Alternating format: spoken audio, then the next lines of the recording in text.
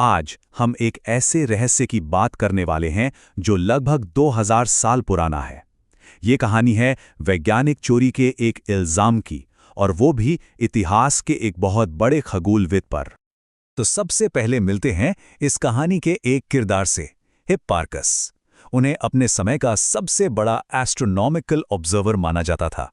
सोचिए, उन्होंने ही सबसे पहले ट्रिग्नोमेट्री बनाई और तारों की पहली डिटेल्ड लिस्ट तैयार की।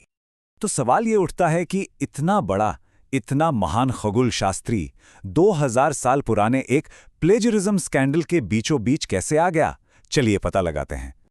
तो देखिए, इस कहानी में दो मेन कैरेक्टर हैं। एक तरफ हैं हिप्पार्कस, जिन्होंने तारों की पहली लिस्ट बनाई, और दूसरी तरफ लगभग 300 साल बाद आए टॉलेमी। टॉलेमी की एक किताब थी अल्मागेस्ट, जो सदियों तक एस्ट्रोनॉमी की सबसे जरूरी किताब मानी गई। अब दिक्कत यह है कि हिप्पार्कस की जो ओरिजिनल लिस्ट थी वो तो खो गई, और टॉलेमी की लिस्ट का डेटा हिप्पार्कस के काम से इतना ज्यादा मिलता है कि सदियों से एक ही सवाल पूछा जा रहा है, क्या टॉलेमी ने सब कुछ बस कॉपी पेस्ट कर दिया था?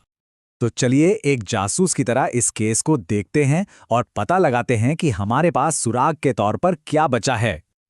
अच्छा, इस कोल्ड केस की सबसे बड़ी मुश्किल पता है क्या है? जो मेन सबूत है, मतलब हिप्पार्कस की असली स्टार लिस्ट, वो तो हजारों सालों से गायब है। हो सकता है वो अलेक्जेंड्रिया की मशहूर लाइब्रेरी में कहीं खो गई हो। लेकिन किस्मत से एक बहुत जरूरी सुराग हमारे पास है, हिप्पार्कस का इकलौता काम जो आज भी मौजूद है, जिसे टीका या कमेंट्री कहते हैं। अब इस टीका में मजे की बात यह है कि इसमें कोई नंबरों की लिस्ट नहीं है, बल्कि इसमें तारों की लोकेशन को डिस्क्राइब किया गया है, मतलब शब्दों में बताया गया है। जैसे बाएं पंख पर वाला तारा, तो ये डेटा नंबर्स वाला नहीं बल्कि डिस्क्रिप्टिव है। आज के रिसर्चर्स इन डिस्क्रिप्टिव क्लूज को कंस्ट्रेंट्स कहते हैं, और ये काफी कॉम्प्लेक्स हो सकते हैं। जैसे कोई एक तारा दो दूसरे तारों के साथ एक सीधी लाइन में है, या फिर वो किसी खास राशि के साथ उगता है। मतलब ये कोई सीधी सादी नंबरों की लिस्ट तो बिल्कुल नहीं है। तो अब असली चैलेंज सामने आता है, इन पुराने ग्रीक डिस्क्रिप्शंस को आज के साइंटिफिक डेटा में बदला कैसे जाए? मतलब सबसे बड़ा सवाल यही है कि 2000 साल पुराने इन लिखे हुए डिस्क्रिप्शन से तारों के एकदम सटीक कोऑर्डिनेट्स कैसे पता किए जाएं? इसका जवाब साइंस के एक बहुत बेसिक प्रिंसिपल के छिपा है, और वो ये है कि किसी भी मुश्किल प्रॉब्लम को उसके छोटे छोटे सिंपल हिस्सों में तोड़कर समझो। एक उदाहरण से समझते हैं। जब हम कोई चीज हवा में फेंकते हैं तो उसका रास्ता काफी कॉम्प्लेक्स, घुमावदार होता है ना? लेकिन फिजिक्स में हम इस मुश्किल मोशन को दो आसान हिस्सों में बांट देते हैं, एक सीधी हॉरिजॉन्टल मूवमेंट और एक सीधी वर्टिकल मूवमेंट। या फिर समुद्र में उठने वाले ज्वार भाटे को ही देख लीजिए, उनका पैटर्न भी बहुत कॉम्प्लिकेटेड लगता है, पर उसे भी सिंपल रेगुलर साइन वेव्स के कलेक्शन की तरह समझा जा सकता है। बस बिल्कुल इसी तरह से पुराने जमाने के स्टार ऑब्जर्वेशंस को भी समझा जा सकता है।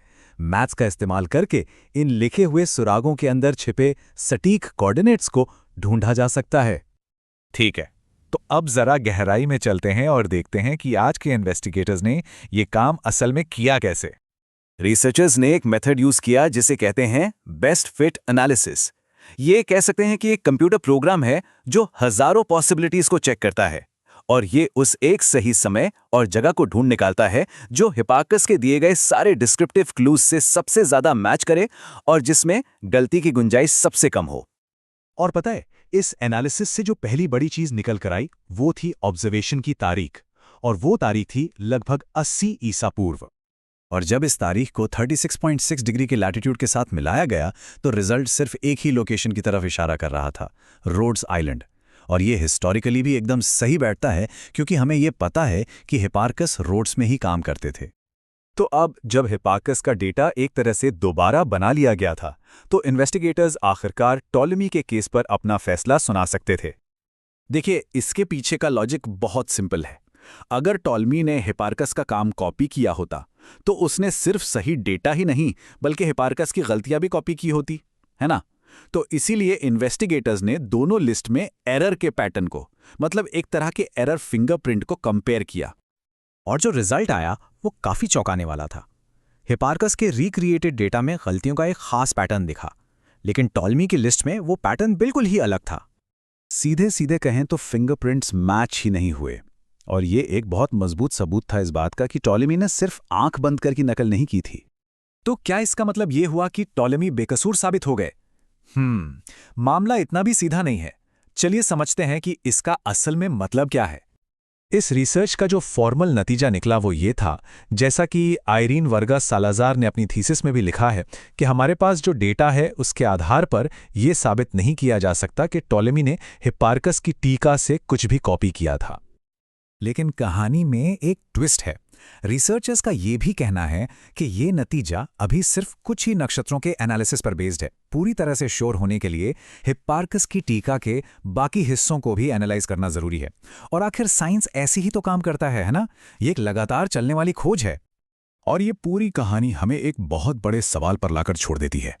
इतिहास के न जाने कितने ऐसे तथ्य होंगे जिन्हें हम आज सच मानते हैं, और जो शायद बस इंतजार कर रहे हैं कि कब भविष्य की कोई नई टेक्नोलॉजी आए और उन्हें फिर से परखा जाए।